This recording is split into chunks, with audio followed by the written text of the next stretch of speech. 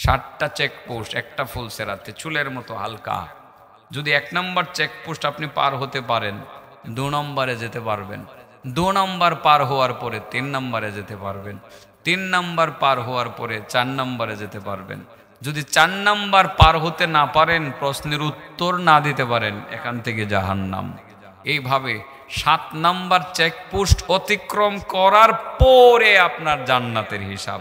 এর আগে জান্নাতের কোনো হিসাব নাই। বাংলাদেশের মুসলমান যারা আমরা আছি, আমার মনে হয় অনেকেই হয়তোবা 1 2 3 4 5 6 পর্যন্ত পার হয়ে যাবে, কিন্তু 7 নম্বর চেকপোস্টের মধ্যে গিয়ে আমার ধারণা, এটা অবজারভেশনের আলোকে বলছি, শতকরা 90% মুসলমান তীরে গিয়ে তরি ডুবিয়ে দিবে। বুঝতে পারছেন এটা? তীরে গিয়ে তরি ডুবানো বোঝেন? তার মানে নৌকা দিয়ে পার হয়ে চলে গেছেন নদীর ঘাটে, একেবারে মাত্র আর 2-3 গজ সামনে গেলে আপনি পারে উঠে গেলেন। ওখানে যাওয়ার পরে নৌকাটা ডুবে গেল। বলেন তো দেখি, সারা নদী পার হয়ে গিয়ে তীরে গিয়ে তরি ডুবে গেলে যেমন হয়, ঠিক এই রকম কিছু মানুষ ফুলসেরাত পার হইতে গিয়ে 1 2 3 4 5 6 নম্বর চেকপোস্ট পার হয়ে যাবে, আরেকটা চেকপোস্ট পার হইলেই জান্নাতে চলে গেল।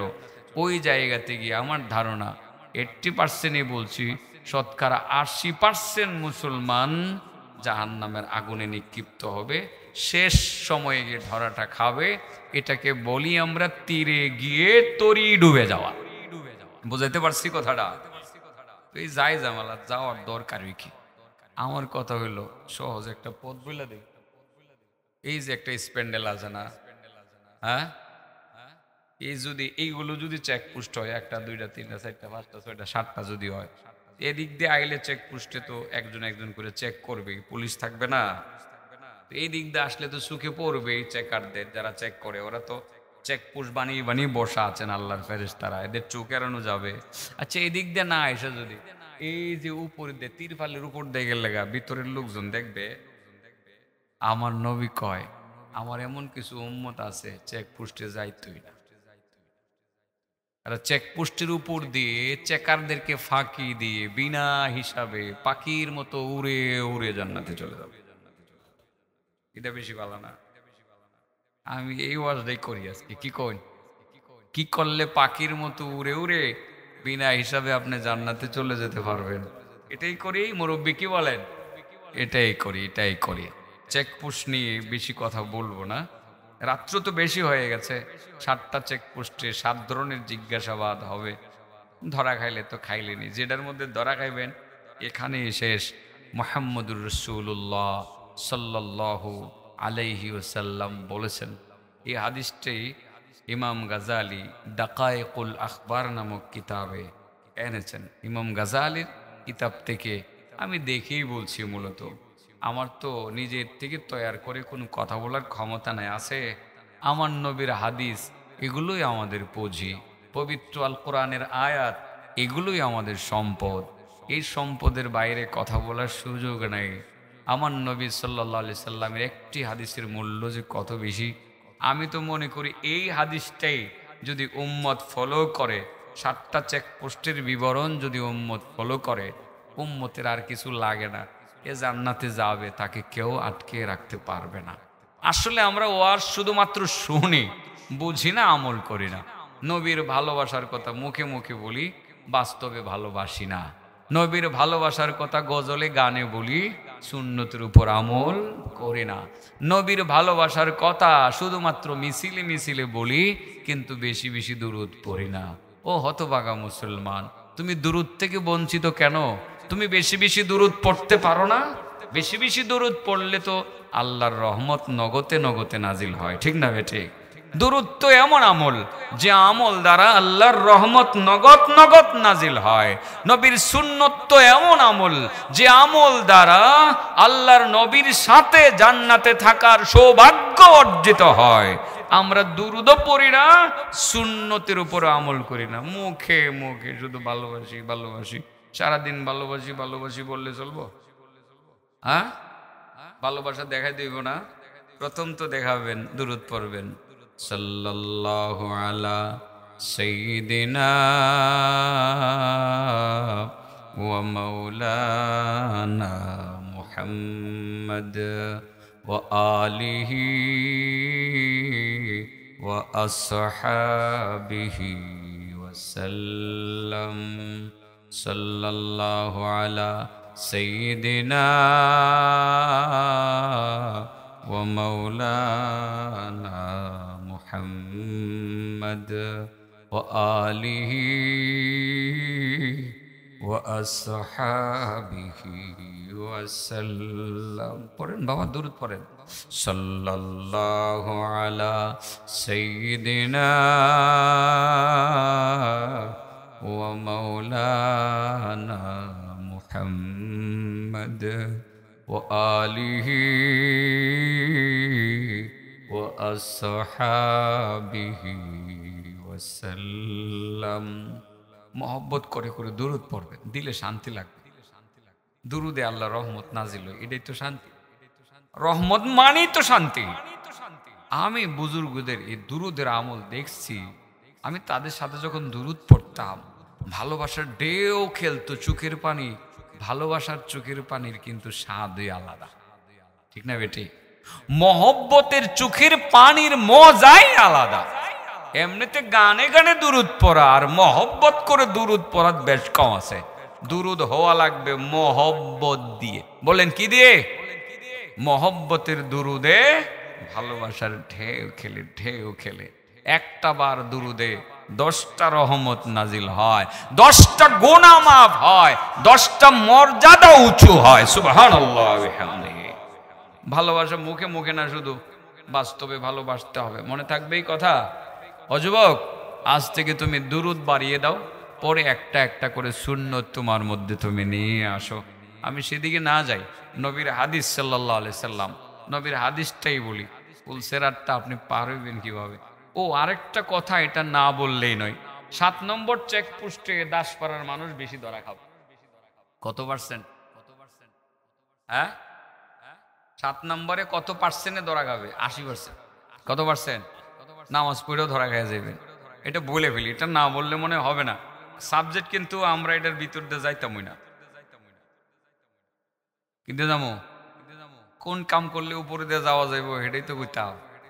খুব খুশি, সহজে যাইব। দেখছো কারবার, বাঙালি সহজ পাইলে পাগল। আল্লাহ কবুল করো। হ্যাঁ, আমরা সহজ আমল চাই, আমিন বলি আমিন। আমরা সহজ আমল চাই চাই কিন্তু আমরা সবে চাই যে আমল করলে আমরা পাখির মতো উড়ে উড়ে জান্নাতে যাব। চেকপোস্টের চেকাররা দেখবেই না, তারা বলবে ভাই আসলে কেমনে, কোন দিক দিয়ে আইসো? সিসি ক্যামেরার ফুটেজে নাই, ওই যে রেকর্ড করতেছে দেখা যায় না তো, রেকর্ডে নাই, তোমাদের ছবি নাই, ভিডিও নাই, পিকচার নাই, ঘটনা কি, কোন দিক দিয়ে আসছো? ভাই আমরা আসছি উপরে দিয়ে এসে পড়ছি। কেমনে আইলা এটা? হ্যাঁ, আমাদের আল্লাহ আমাদেরকে অনেকটা ক্ষমতা দিয়েছিল, যেই ক্ষমতার বলে তোমাদের চোখ ফাঁকি দিয়ে বিনা হিসাবে একদম চেকপোস্ট ফাঁকি দিয়ে আকাশ পথে উড়ে উড়ে জান্নাতের ভিতরে চলে আসছে। সুবহানাল্লাহি ওয়া বিহামদিহি। এটা পড়ে যায়। 7 নম্বর চেকপোস্টের কথাটা বলি। যুবকরা রাগ করবা, আমার তো কাম ওই মাঝে মধ্যে কিছু কষ্ট দেওয়া, খুসা কাসা দিয়া একটু কষ্ট দেওয়া তো আমার কাম। 2-4টা খুসা না দিলে আমার ওয়াজ হয় না, খুসা দেওয়ার লাগে। আর খুসা দিয়ে আমি ফুরা গালি। কি গালি? সবসময় তোমরা জানো না এটা? ফুরা গালার জন্য খুসা দিই। প্রথম তো ব্যথা লাগবোই, কিন্তু ফুরাটা গইলে গেলে পরে আরাম লাগতো না। হ্যাঁ, আমি এই জন্য খুসাটা দিই, আসলে কষ্ট দেওয়ার জন্য খুসা দেই না। 2-4টা খুসা তোমরা খাইবা, একটু কিরমিরায় থাকছে, একটু কিরমিরায় থাকো। আল্লাহর নবী রাসূল করিম সাল্লাল্লাহু আলাইহি ওয়াসাল্লাম বলেন, যে হাদিসটা ইমাম গাজালি নিয়ে আসছেন, যে প্রথম চেকপোস্ট কালিমা দিয়ে পার হয়ে যাব। অনেকেই কালিমা তো সবাই জানি না, লা ইলাহা ইল্লাল্লাহ, লা ইলাহা ইল্লাল্লাহ, লা ইলাহা ইল্লাল্লাহ, লা ইলাহা ইল্লাল্লাহ, লা ইলাহা ইল্লাল্লাহ। এই কালিমা দিয়ে প্রথম চেকপোস্ট পার হয়ে যাবে, অনেকেই বাঙালিরা পার হবে। দাসপাড়ার মানুষও কালিমা জানে, মহিলারাও কালিমা জানে, পুরুষেরাও জানে, ছোট বাচ্চারাও জানে, মুরব্বীও জানে। জানে কি জানে না? নামাজ দিয়ে 2 নম্বর পার হয়ে যাবে এবং আপনার জাকাত দিয়ে 3 নম্বর পার হয়ে যাবে, হজ দিয়ে, ভালো আচরণ দিয়ে, এইভাবে 6টা পর্যন্ত পার হয়ে গেল। 7 নম্বরে যাওয়ার পর ফেরেশতা, চেকপোস্টের ফেরেশতা জিজ্ঞাসা করবে, আল্লাহর বান্দা, তোমার প্রতি প্রশ্ন হলো, তুমি দুনিয়াতে একা একা আসছিলা নাকি কারো মাধ্যমে আসছিলা? তখন আপনি বলবেন, আল্লাহর বান্দা বলবে, মাধ্যমে গেছিলাম। কোন মাধ্যমে গেছিলাম? মা বাবার মাধ্যমে গেছিলাম। তুমি মা বাবার ওসিলায় সুন্দর পৃথিবীটা দেখছো, মা বাবার মাধ্যমে দুনিয়াতে গেছো। যে মা বাবা তোমাকে দুনিয়াতে নিছে আল্লাহর হুকুমে, ওই মা বাবার সাথে তোমার সম্পর্ক কেমন ছিল? ওই মা বাবার সাথে তোমার আচরণটা কেমন ছিল? দয়া করে বলো। আল্লাহর বান্দা যদি বলে, হ্যাঁ আমার মা বাবার সাথে সম্পর্ক ভালো ছিল, সত্য কথা যদি হয়, মা বাবার সাথে যদি আচরণ ভালো থেকে থাকে, সিসি ক্যামেরার ফুটেজে যদি ধরা পড়ে সত্যি সে মা বাবার সাথে ভালো আচরণ করছে, 7 নাম্বার চেকপোস্ট পার হয়ে সে জান্নাতে চলে যাবে। আর যদি বলে, না না না, মা বাবার সাথে আমার সম্পর্ক ভালোই ছিল, তবে জীবনে একবার শেষ প্রান্তে আমার মার সাথে একটু বেয়াদবি করছিলাম, আমার মায়ের মনে একটু কষ্ট ছিল, এটা আমার মনে আছে। যখন এই কথা বলবে, সিসি ক্যামেরার ফুটেজে সে টাচ করে দেখবে, চেক করে দেখবে, সত্যি তার জীবনের শেষ প্রান্তে তার বউকে কেন্দ্র করে তার মায়ের সাথে তার সম্পর্কটা খারাপ ছিল। মায়ের খোঁজখবর নিতে পারে নাই, স্ত্রীর ভালোবাসার টানে ভাগলপুরে বাসা ভাড়া নিয়ে থাকতো, মাকে শীতের দিনের পোশাক দিত না, খাবার দিত না।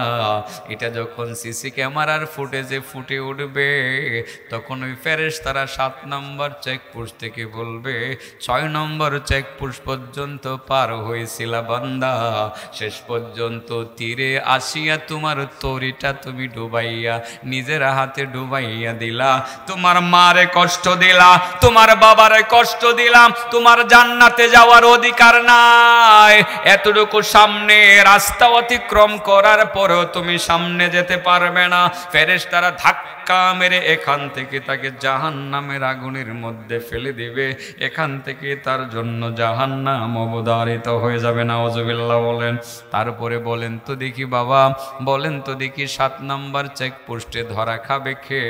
পিতা মাতার অবাধ্য সন্তান যে, ঠিক না বেটি? এই জায়গাতে 80% ধরা গেল। কত পার্সেন্ট? আমার মনে হয় আর কি কোনো না কোনো ওয়েতে মারেও কষ্ট দে, বাবারেও কষ্ট দে। বিয়ে করার পরে আর মারেও চিনে না, বাপেরও চিনে না, এমন সন্তান আছে না? অবাগা হতবাগা সন্তান।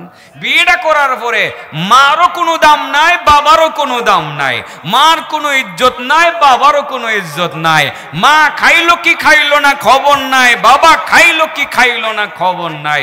ও ছেলে, হতবাগা ছেলে, তুমি তো 6টা চেকপোস্টই পার হয়ে গেছিলা।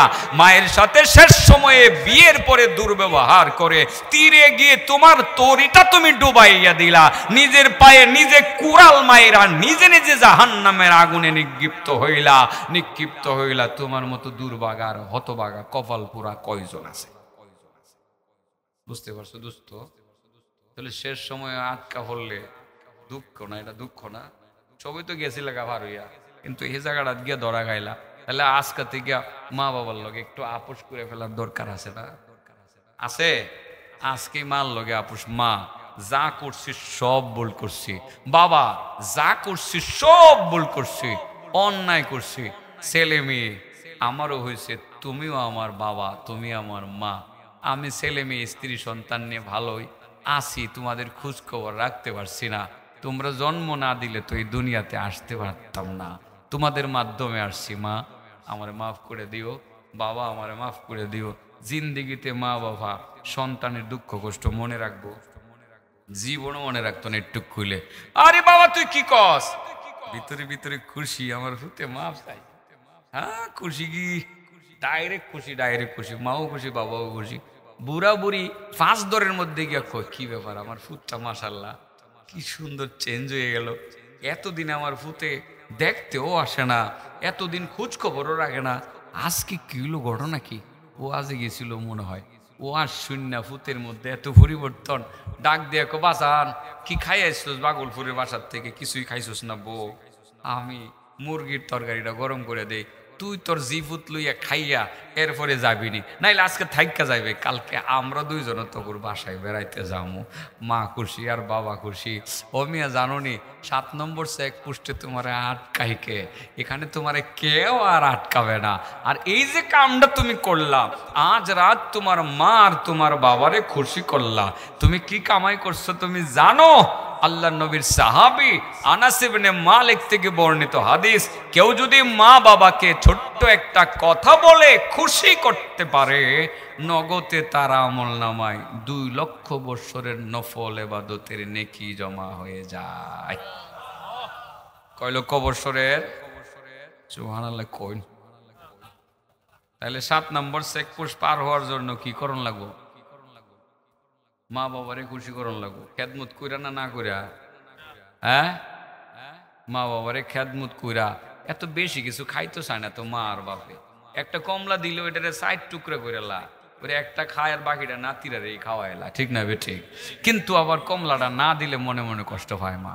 দেখছো এর জিভুতি না জিভুতিরই দেয়, আমার আর তো দেয় না। কিন্তু দিলে খাইতো না, তোমার জিভুতিরই খাওয়াইবো, ঠিক না বেঠি? দিলে খাইতো না, তোমার জিভুতিরে খাওয়াইবো। আমি একটা টেকনিক করি এখন, আমার জি আর ফুত 3 জনের 3টা দায়িত্ব দিছি। ছেলেরে বলছি তোমার দায়িত্ব হলো দৈনিক তোমার দাদুর একটা কলা খাওয়াইবা। ও বাবা ঠিক আছে। বড় মেয়েরে বলছি তোমার দাদুরে তুমি একটা কমলা খাওয়াইবা। ও বাবা ঠিক আছে। ছোট মেয়েরে বলছি একটা আপেল খাওয়াইবা। ও বাবা ঠিক আছে। তো এখন আমার কাছে গেলে আপেল ওলা আপেল শর্ট থাকলে বাবা আমার আপেল শর্ট আছে, আর যিনি কমলাওয়ালা উনি কয় বাবা আমার কমলা শর্ট আছে। আর আমার ফুতে কো বাবা ঘরে যে কলা নাই তাহলে দাদুরে কি খাওয়াবো? আমি দেখি আমার মায় মুচকে মুচকি হাসে। আমার কত হইলো আমি এটাই তো চাই, তুমি মুচকি মুচকি হাসবা, আমি এটাই তো চাই। আমি নিজে খাওয়াই না আমার মারে, আমার ভূতে রেগে গাই দিই দাদুরে খাওয়াই দিও, এখন খাওয়াই দিয়ে এবার। আমি বসে বসে দিই কি করে কলাটা নেই, দাদু খাও না, এখন নামাজ পড়বো, এখন খাও তুমি, খাই তুই না খাইলে বাবার কাছে কইয়ে দিব। বসে বসে হাসি, পরে খায়, অর্ধেকটা খায় অর্ধেকটা হ্যারে খাওয়ায় দেয়। কমলা চিল্লায় একটা টুকরা খায়া বাকিটা আবার নিজের নাতির হাতেই দিয়ে দেয়। আপেল এক সির খায়া বাকিটা হেরারেই দিয়ে দেয়। আমি বুদ্ধিটা করছি আর কি। আমার কথা হলো মা যাতে এই কথা না কইতে পারে যে ছেলে মেয়েরারে খাওয়ায় আমারে খাওয়ায় না। আমার কথা হলো যে আমার ছেলে মেয়েরাই আমার মারে খাওয়ান লাগবো, এই তালিমটা আমি দিয়ে দিছি। আমি আবার হিসাব হলো আজকে খাওয়াইছো খাওয়াইছো, তো খাওয়াইলে কো খাওয়াইছি, না এলে বিচার দেয় মা তো কলা কিনে দেয় নাই, মা কলা কিনে দেয় নাই, দিল না কেন, একটু শাসন করি। আরে বাবা মা বাবা খায় না তো, এই বুড়া বয়সে কি খাইতে পারে? খায় না, একটু সামনে হাজির করলেই মা বাবা খুশি হয়। আমি কি বুঝাইতে পারছি কথাগুলো? ও ছেলে মা বাবারে খুশি রাখবা সব সময়। 7 নম্বর চেকপোস্টে ধরা খাওয়ার কোনো আশঙ্কা নাই, তীরে গিয়ে তোমার দড়ি ডুববে না, তুমি হাসতে হাসতে জান্নাতে চলে যাবে। আল্লাহ তো সেই জন্যই কোরআনে বলেন ওয়াকাদা রাব্বুকা আল্লা তা'বুদু ইল্লা ইয়াহু ওয়া বিল ওয়ালিদাইনি ইহসানা ইম্মা ইয়াবলুগান্না ইনদাকাল কিবারা আহাদুহুমা আও কিলাহুমা ফালা তাকুল লাহুমা উফফিন ওয়ালা তানহারহুমা ওয়া কুল লাহুমা কাওলান কারীমা ওয়াখফিদ লাহুমা جناح الذل من الرحمة وقل رب ارحمهما কামা রব্বায়ানি সগীরা। বলেন রব্বিরহামহুমা কামা রব্বায়ানি সগীরা, রব্বিরহামহুমা কামা রব্বায়ানি সগীরা। আল্লাহ বলেন, ও নবী, তোমার রব হুকুম করেছেন একমাত্র আল্লাহর ইবাদত করতে হবে, আর কারো ইবাদত করা যাবে না। 2 নাম্বার হলো মা বাবার সাথে ভালো আচরণ করা লাগবে। মা বাবার 2 জনের একজন যদি বার্ধক্যে উপনীত হয়ে যায়, অথবা 2 জনেই যদি বার্ধক্যে উপনীত হয়ে যায়, তোমরা তাদের সেবা করবে। সেবা করতে গিয়ে বিরক্তির সুরে ওফ শব্দটি পর্যন্ত উচ্চারণ করবে না। সাবধান, মা বাবাকে কোনো ধমক দিবে না, বরং তাদের সাথে মিষ্টি মিষ্টি আচরণ করবে। ধমক দেওয়া যাবে না, মা বাবাকে ধমক দিবে না। মিষ্টি মিষ্টি আচরণ করার জন্য তোমাদের দয়ার পরশ সব সময় তোমরা বেঁচিয়ে রাখবে, এবং মা বাবার জন্য তোমরা দোয়া করবে, রব্বিরহামহুমা কামা রব্বায়ানি সগীরা। ওগো আল্লাহ, আমার মা বাবার প্রতি তুমি দয়া করো, তারা যেমন ছোটবেলা আমার প্রতি দয়া করেছেন। দোয়াটাও আল্লাহ শিখিয়ে দিছে মা বাবার জন্য। দোয়া কেমনে করণ লাগবো আল্লাহ এটা স্পেসিফিক শিখিয়ে দিছে। অন্য সব দোয়া কি আল্লাহ শিখাইছে? হ্যাঁ, শিখাইছে না তো? আমার নবী অনেক দোয়া শিখেছে, কিন্তু আল্লাহ মা বাবার জন্য কেমনে দোয়া করণ লাগবো আল্লাহ নিজে এটা শিখিয়ে দিছে। বলেন রব্বিরহামহুমা কামা রব্বায়ানি সগীরা। আমি এই জায়গাটা কথাটা এই জন্য বলতেছি, পোস্টারে লেখা আছে সকল কবরবাসীদের মাগফিরাত কামনাই। বারবার আমি দোয়াটা করতেছি, বাবা জানেন এই দোয়াটা করলে কি লাভ হয়। বহু আল্লাহর বান্দা আছে তার মা নাই, তার বাবা নাই। আল্লাহর বান্দা আছে দাদা দাদি নাই, নানা নানি নাই, মা বাবা দুনিয়াতে বেঁচে নাই। কেউ যদি মৃত ব্যক্তিদের জন্য একবার দোয়া করে, এই দোয়াটা করার লগে লগে মা বাবার আমল নামায় সারা পৃথিবীতে যতগুলো পাহাড় আছে সমস্ত পাহাড় পরিমাণ নেকি মা বাবার আমল নামায় জমা হয়ে যায়। ও বাবা, আপনি আমার মা বাবার জন্য, আপনার মা বাবার জন্য রব্বিরহামহুমা বলে একবার দোয়া করলেন, সারা দুনিয়ার সমস্ত পাহাড় পরিমাণ নেকি মা বাবার অ্যাকাউন্টে জমা হয়ে গেল। সুবহানাল্লাহ বলেন। কবরবাসীদের জন্য আমরা দোয়া করব, এইভাবে করব। আল্লাহ, এই গ্রামের যত কবরবাসী আছে রব্বে কারিম সবাইকে তুমি জান্নাত নসিব করে দিও, তাদের প্রতি দয়া করিও, তারা যেমন দুনিয়াতে আমাদের প্রতি দয়া করতেন।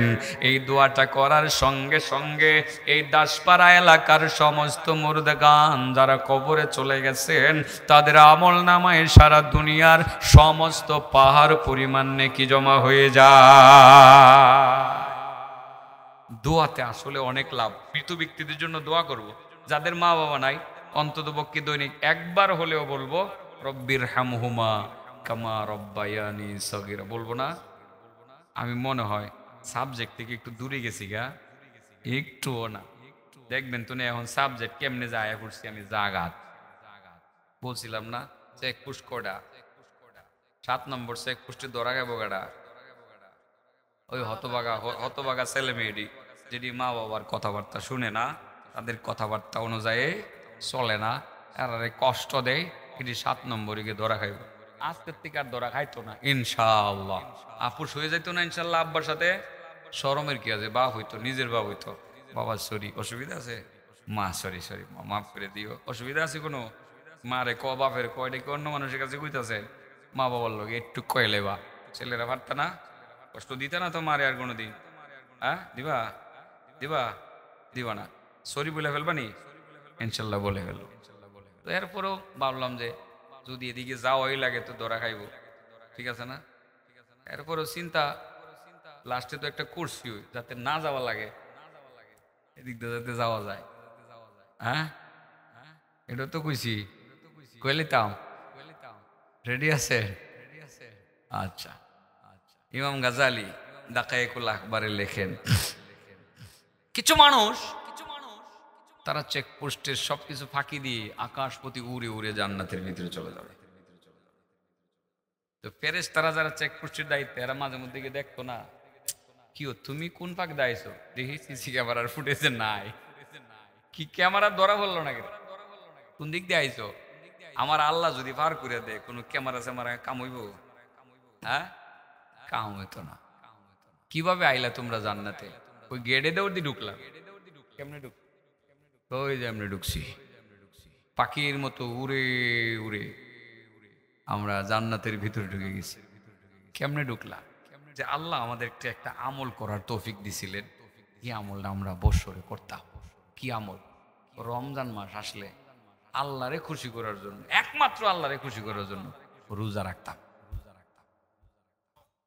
কি রাখতাম? এই জন্য মহান আল্লাহ স্পেশালি বিশেষ ক্ষমতা বলে, কি বলে? বিশেষ ক্ষমতা বলে আমাদেরকে নির্দেশ দিছে, আমরা পাখির মতো উইরা উইরা চেকপোস্টের উপর দিয়া সব চেকারদেরকে ফাঁকি দিয়া আমরা বিনা হিসাবে সবার আগে জান্নাতে আসা করছি। এটা কি রোজা রাখলে না না রাখলে? হ্যাঁ, সামনে রোজার মাসে রোজা রাখা লাগবো তো। গ্যাস্ট্রিকের রোগী হুজুর রোজা রাখতারি না, আম্মাই না করছে, আম্মাই কয় আমার বলে খিদা লাগবো, আমি লেখাপড়া করি। বাপে না করছে, আমার সামনে পরীক্ষা, আব্বাইকে পরীক্ষা খারাপ হইব। এই বেটা রোজা ফরজ হইছে, হুকুম কার? তো আল্লাহর হুকুম বড় না বাপের হুকুম বড়?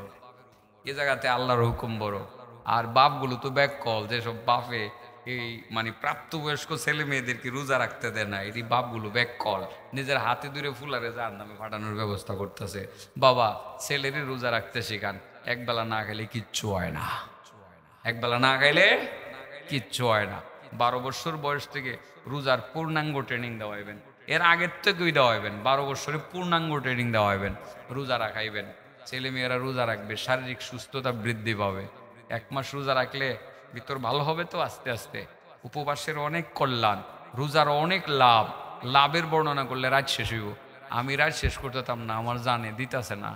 আমি এই যে কালকা সকালে বেরিয়েছি, আমি কিন্তু বাসা তো যাইতেছি না, বিছনা তো শুইতারছি না। বিছনাতে শুমু কেমনে? আমার চাচা মারা গেছে, আপনারা তো শুনছেন, ওই অনেক ভালোবাসতো আমারে। আমি আর ওই মদন থেকে আর টিকে থাকতে পারলাম না, কোনো রকমের তাড়াইলে সে শেষ রাত্রটা যাপন করে সকালে চলে আসছি আমি এখানে।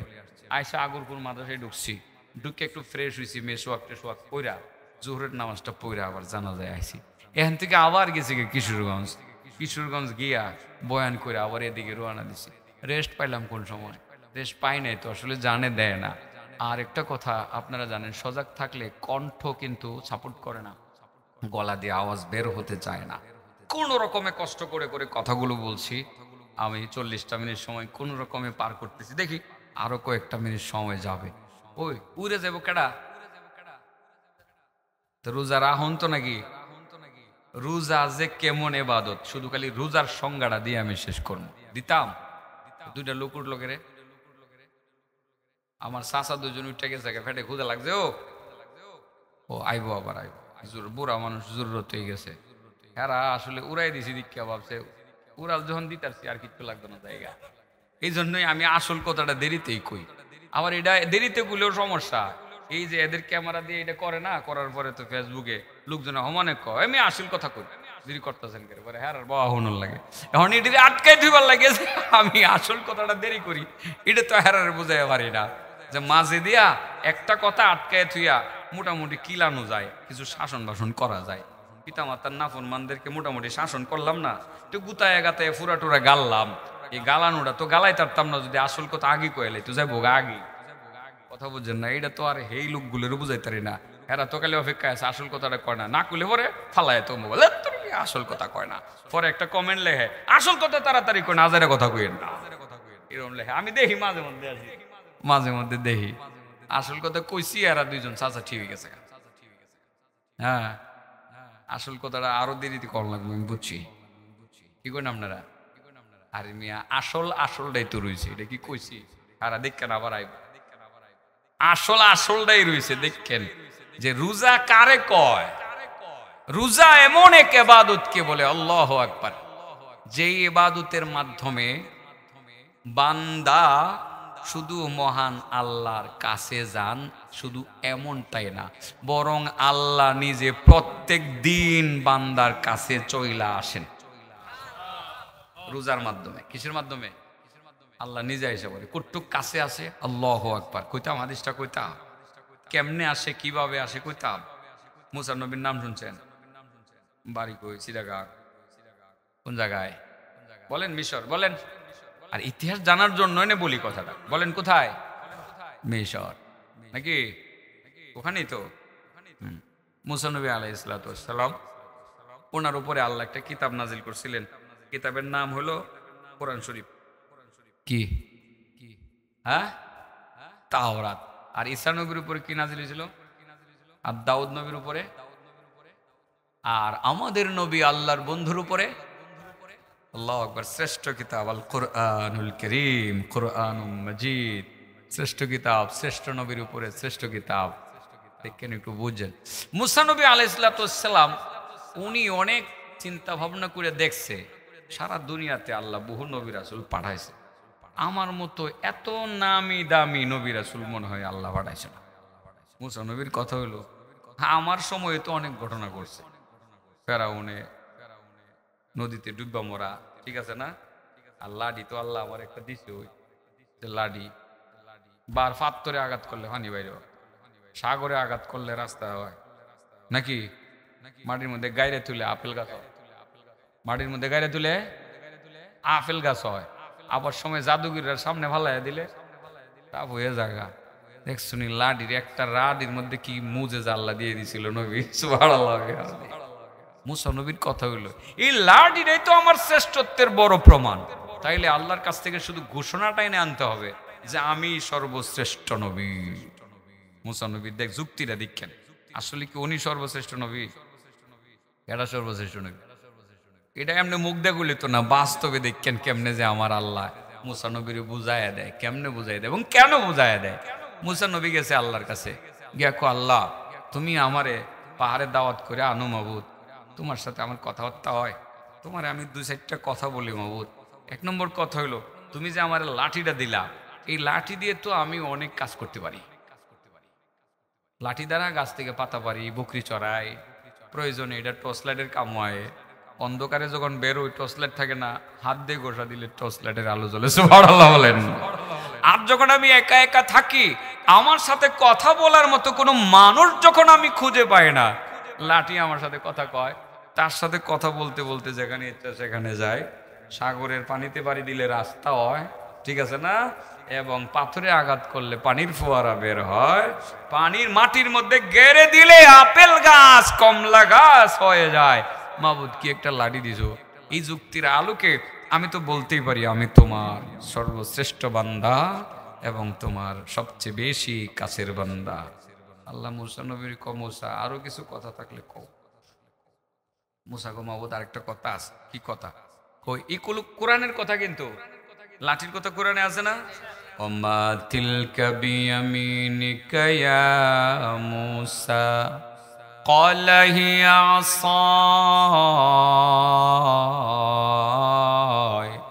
أتوكأ عليها وأهش بها على غنمي ولي فيها مآرب أخرى। সেই লাঠির কথা কোরআনে আছে। তারপর মুসা নবী বলেন, মাবুদ তুমি আমারে কালিমুল্লাহ বানাইছো, কালিমুল্লাহ, তুমি আমার সাথে কথা বলো, পাহাড়ের মধ্যে তুমি আমাকে দাওয়াত করে আনো, আমার সাথে মায়াবী কণ্ঠে মধুর কণ্ঠে কথা বলো। দুনিয়ার কোনো নবী রাসূলকে পাহাড়ের মধ্যে দাওয়াত করে এনে তুমি মায়াবী কণ্ঠে মধুর কণ্ঠে কারোর সাথে কথা বলো নাই। এই 2 নাম্বার যুক্তির আলোকে আমি তো বলতেই পারি আমি তোমার সবচেয়ে বেশি কাছের বান্দা। মহান আল্লাহ এবার মুসা নবীকে ডাক দিয়া বলেন, মুসা তুমি আমার কাছের বান্দা সেটা সত্য, তবে সর্বশ্রেষ্ঠ নও। তুমি আমার শ্রেষ্ঠ বান্দা সেটা সত্য, সত্য, তবে সর্বশ্রেষ্ঠ নও। মুসা জেনে রাখবা, আখির জামানায় আমার এক নবী আসবে, এই নবী হবে সরাসরি আমার বন্ধু। সুবহানাল্লাহ বলেন। আমার নবীর উপরে রমজান মাস নামের একটা মাসে আমি একটা কিতাব নাজিল করব, যেই কিতাবের নাম হবে আল কুরআনুল কারীম। আমার নবী রমজান মাসে রোজা রাখবেন, আমার নবী রমজান মাসে রোজা রাখবেন, আমার নবী রমজান মাসে কোরআন তিলাওয়াত করবে, আমার নবীর উম্মতেরা রোজা রাখবে, কোরআন তিলাওয়াত করবে। ও মুসা, আমি যখন ঠিকই তোমার সাথে সেনাই পাহাড়ে মায়াবী কণ্ঠে মধুর কণ্ঠে কথা বলি, আমার মধ্যে তোমার মধ্যে ৭০,০০০ পর্দা কাজ করে। ৭০,০০০ পর্দা ডিঙ্গাইয়া আমার জবানের আওয়াজ গিয়া তোমার কানের মধ্যে লাগে। ও মুসা, কিন্তু আমার আখির জামানার নবীর উম্মতেরা যখন রমজান মাসে রোজা রাখবে, বিকালবেলা যখন ইফতারি করতে বসবে, ইফতারি হরেক আইটেমের ইফতারি তার চোখের সামনে সাজানো থাকবে, হরেক আইটেমের শরবত তার জুস তার চোখের সামনে সাজানো থাকবে। পেটের ক্ষুধা লাগবে, পানির পিপাসায় কলিজা শুকিয়ে যাবে, বিকালবেলা ইফতারি সামনে নিয়ে বসে থাকবে। এত কষ্ট পাওয়ার পরেও সূর্য না ডুবা পর্যন্ত আমার ভয়ে তার এক ফোঁটা পানিও মুখের মধ্যে নিবে না। ও মুসা, আমি যখন সেনাই পাহাড়ে তোমার সাথে কথা বলি মায়াবী কণ্ঠে মধুর কণ্ঠে, আমার মধ্যে তোমার মধ্যে ৭০,০০০ পর্দা কাজ করে। ৭০,০০০ পর্দা ডিঙ্গাইয়া আমার জবানের আওয়াজ তোমার কানের মধ্যে লাগে। কিন্তু আমার আখির জামানার নবীর উম্মতেরা রমজান মাসে রোজা রেখে বিকাল বেলা যখন ইফতারি করতে বসবে, ওই সময়টায় আমি তাদের এতই কাছে চলে যাব যে, এতটা কাছে চলে যাব যে আমার মধ্যে তাদের মধ্যে ৭০,০০০ কেন একটা পর্দাও বাকি থাকবে না। রোজা রাখলে না না রাখলে আল্লাহ বান্দার কাছে চলে আসে কোন সময়? ইফতারির সময়। কার কাছে চলে আসে? যে রোজা রাখকে ইফতারি করে না না রাখকে ইফতারি করে। রোজা রাখুন তো নাকি? রোজা রাখলে আপনি চেকপোস্ট পার হইতে পারবেন। হারি বাবা, আল্লাহরে খুশি করার জন্য যদি রোজা রাখকেই থাকেন, তাইলে তো তাকওয়া আইবই। আর তাকওয়া আইলে এই রোজা আপনারে কিলাইয়া মসজিদে নিব, হারাম থেকে বাঁচাইবো, হজ করাইব, এক রোজাই আপনারে সোজা করে লাইব। তাকওয়াবান হতে পারবেন আপনি সত্যি সত্যি আল্লাহকে খুশি করার জন্য যদি আপনি রোজা রাখতে পারেন। রোজা কিনেই ২-৪টা কথা বললাম, ফাঁকে শুধুমাত্র ৭ নম্বর চেকপোস্টে গিয়ে ধরা খাইব যে ওই যে এই যে চালাক কুলাডি ছেলেটি হেরারে কিছু কইলাম আর কি, যাতে হেরা ৭ নম্বর চেকপোস্টে ধরা না খায়, মা বাবার যাতে খেদমত করে, তাদেরকে খুশি করতে পারে। ছেলে বলো, মা বাবারে খুশি করতে পারলে কয় লক্ষ বৎসরের নফল ইবাদতের নেকি পাওয়া যাবে? মাশাআল্লাহ। মনে থাকবে না কথাগুলো? মনে থাকবে। অনেক কথাই বলছি, আমি বলতে পারি আরো অনেক, চেষ্টা করলে কিন্তু কষ্ট হবে আমার। থাক, আজকে আমার সাইরেই দেন, ঠিক আছে না? পারতেছি না আমি, বহুত কষ্ট হইতেছে আমার। যে কথাগুলো বললাম আমি সহ আমাদের সকলকে মহান রব্বুল আলামিন আমল করার তৌফিক দান করুন। ওয়া আখিরু দাওয়ানা আলহামদুলিল্লাহি রাব্বিল আলামিন। এই মুরব্বি দোয়া করুন, মুরব্বি বইয়ের হিসেবে গেলে এ মুরব্বি, ঠিক আছে না? আপনারা কি কোন? মহিউদ্দিন ভাই আমার ছোটবেলা থেকে আমার বন্ধুও মুরব্বিও, আপনি যেখানে চিন্তি সারা জীবন মুরব্বি মানছি না ভাই, আজকের দোয়াটা মুরব্বি করবো।